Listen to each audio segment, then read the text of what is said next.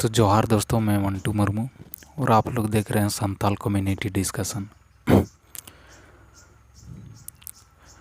तो जैसे कि हमारे संथाल परगना के जो एक लेडीज़ है रजनी मुर्मू, फॉलो अप में उसका इंटरव्यू लिया जा रहा था।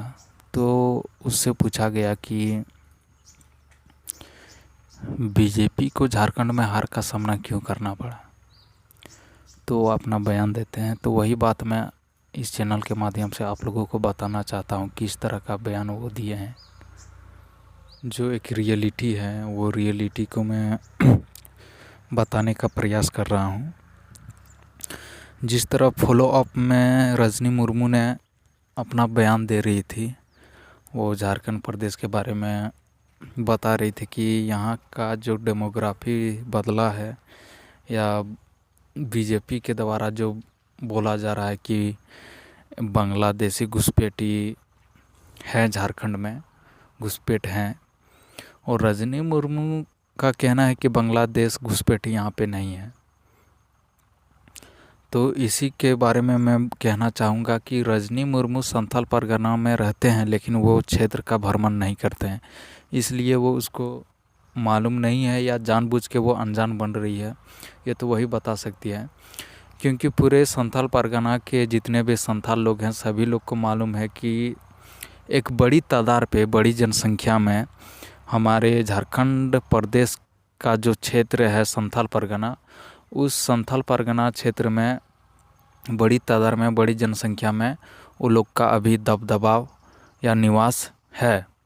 ये मैं पूरा दावे के साथ कह सकता हूँ, पूरा गारंटी के साथ है, क्योंकि बहुत सारे रिपोर्टर ने जाके रिपोर्ट भी किए हैं और बहुत लोगों को मालूम है। ये मुद्दा जो बांग्लादेशी घुसपैठी का ये जो आवाज़ जो उठाया है, वो हमारे झारखंड प्रदेश के जो संथाल परगना क्षेत्र के जो युवा लोग हैं, युवा नेता लोग हैं, वही लोग इस बात को सबसे पहले उठाए हैं, ये बोले हैं यूट्यूब के ज़रिए, सोशल मीडिया के ज़रिए। तो ये बात ये जो हमारे बीजेपी पार्टी के लोग ने इसको सीरियस से लिया और अपने चुनाव का मुद्दा इसको बनाया। तो ये मुद्दा ऐसा नहीं है कि बीजेपी ने ही इस मुद्दा को उठाया है, यहाँ के लोगों ने उठाया है। यहाँ संथाल परगना के जो आदिवासी लोग हैं, इन लोगों ने उठाया है, क्योंकि वो संथाल परगना में निवास करते हैं, तो उसको पूरी तरह से मालूम है कि यहाँ पे कौन कहाँ से आया है, उन लोग को पूरी तरह से मालूम है। लेकिन उसके विरोध करते हैं, लेकिन उसका कोई रिजल्ट नहीं निकल पाता है। क्यों नहीं निकल पाता है? क्योंकि वो लोग के सपोर्ट में झारखंड सरकार हैं और केंद्र में भी उसका सरकार है। वो लोग के सपोर्ट की वजह से जो वहाँ पर जो निवास कर रहे हैं अभी बांग्लादेशी लोग, उन लोग को कोई प्रभाव नहीं पड़ता है। और ये पूरी सच्चाई है कि बांग्लादेश से आए हुए जितने भी मुसलमान लोग हैं, वो वहाँ के संथाल आदिवासी लड़कियों से शादी करके वहाँ का जो ज़मीन है उसके नाम से लेते हैं और वो अपना गांव बना लिए हैं। ये सच्चाई है, ये कहीं झूठ बात नहीं है। ये अगर रजनी मुर्मू बोल रही है कि हमको नज़र नहीं आ रहा है बांग्लादेशी, तो वो क्षेत्र का भ्रमण नहीं करती हैं, घूमती नहीं है क्षेत्र में, इसलिए इस तरह का बयान वो दे रही है। लेकिन रियलिटी में है, और उस बांग्लादेशी की वजह से हमारा डेमोग्राफी बदल रहा है संथाल परगना का, और वहाँ का जो रोज़गार में भी हम लोग का हकमारी हो रहा है। क्योंकि अगर पाकुड़ क्षेत्र में देखा जाए तो कोयला माइंस का जितने भी खदान उद्योग हैं, सारे के सारे 100% में देखा जाए तो संथाल लोग का 0/0% है। इसमें सबसे ज़्यादा खदान चलाने वाले लोग मुस्लिम लोग ही हैं और इसके बाद हिंदू ही हैं। ये दो ही कम्युनिटी के लोग खदान को चला रहे हैं या वही लोग खनन कर रहे हैं। हम लोग का ज़मीन के बावजूद, हमारा ज़मीन होने के बावजूद भी हमको नहीं खनन करने का लाइसेंस गवर्नमेंट नहीं देती है। तो ये सब चीज़ें पे उसको बोलना चाहिए था, लेकिन उसने साफ तौर पे बोल दिया कि यहाँ पे बांग्लादेशी लोग नहीं हैं। और रियलिटी में है कि अचानक से इतना जनसंख्या वृद्धि हो जाना मुस्लिम समाज में, ये तो आश्चर्यजनक की बात है।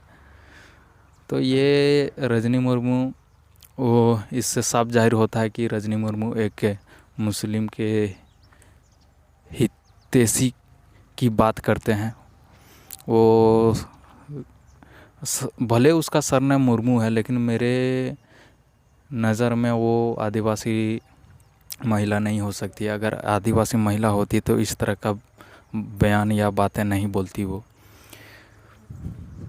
तो हमारा जो दुख है, पीड़ा है, वो कोई नहीं आज तक समझ पाया है, ना बीजेपी वालों ने, ना कांग्रेस वालों ने, ना JMM वालों ने। हम तो बीच के लोग हैं। बीच में जितने भी रजनी मुर्मू के सपोर्टर हैं, उसके विचारधारा पे चलने वाले लोग हैं, वो तो मुस्लिम में तब्दील होने जा रहे हैं, मुस्लिम धर्म में कन्वर्ट होने जा रहे हैं।